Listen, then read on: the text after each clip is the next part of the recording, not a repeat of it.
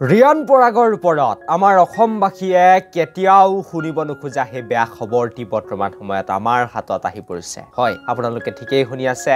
অসমৰ সুপাৰষ্টাৰ বেটাৰ ৰিয়ান পৰাগে আপোনালোকে জানে IPL খেলি আছে আৰু IPLত তেখেতে ভালে প্ৰদৰ্শন কৰি আছিল। কিন্তু বৰ্তমান সময়ত যেটো খবৰ আহিছে আৰু এই খবৰটো আমাৰ অসমবাসীয়ে হয়তো কেতিয়াও শুনিব বিচৰা নাছিল, কিন্তু অৱশেষত হে খবৰটি আহি পৰিছে। আপোনালোকক মই খবৰটো অতি সোনকালে জনাবলৈ চেষ্টা কৰিম। কিন্তু তথাপিও আজি ভিডিওটো এটা প্ৰথমতে ৰিয়ান পৰাগৰ বাবে লাইক হ'ব লাগে, লগতে চেনেলটো এনেকুৱা ধৰণৰ সুন্দৰ খবৰ বাবে এতিয়াই সাবস্ক্ৰাইব কৰি লবলৈ নাপাহৰিব।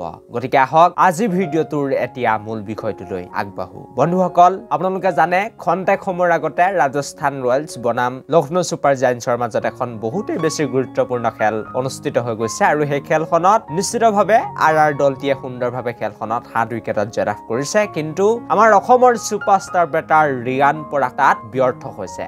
যদিও এখন দুখন খেলত প্ৰত্যেকগৰাকী খেলুৱৈ ব্যৰ্থ হয়, এখন দুখন মেচত কোনো খেলুৱৈ খেলিব নোৱাৰে যেতিয়া 5খন 6খন খেলত এগৰাকী খেলুৱৈ একেৰাহে ভাল প্ৰদৰ্শন কৰি আহে, কিন্তু কোনোবা এখন দুখন মেচত তেখেত ফেল হোৱা দেখা যায়। এটো সকলো খেলৰ ওপৰতে হয়, কিন্তু ৰিয়ান পৰাগৰ বাবে এটো বেয়া খবৰ যে তেখেতৰ যেটো নাম অৰেঞ্জ কেপত আছিল বা অৰেঞ্জ কেপৰ ৰেচত আছিল, দৌৰত আছিল বুলি ক'ব লাগিব, বিৰাট কোহলিৰ সমানে আছিল। কিন্তু বৰ্তমান সময়ত আপোনালোক সকলোকে মই জনাই দিব বিচাৰিছো যে ৰিয়ান পৰাগৰ নাম অৰেঞ্জ কেপৰ দৌৰত বা অৰেঞ্জ কেপৰ ৰেচত টপ 5তো নাই বা তেখেত এতিয়া আঁতৰি গৈছে বুলি ক'ব লাগিব। আৰু ৰিয়ান পৰাগে আপোনালোকে জানে লক্ষ্ণৌ ছুপাৰ জায়ান্টছৰ বিৰুদ্ধে মাত্ৰ 14 ৰান মাৰি আউট হৈ গৈছে। তাৰ লগতে আগৰ যিখন মেচ হৈছিল মুম্বাই ইণ্ডিয়ানছৰ বাবে, সেই খেলখনত তেখেতে বেটিং কৰিবলৈ সুবিধা নাপালে। গতিকে সেইবাবে ৰিয়ান পৰাগ বৰ্তমান সময়ত এই ৰেচৰ পৰা বা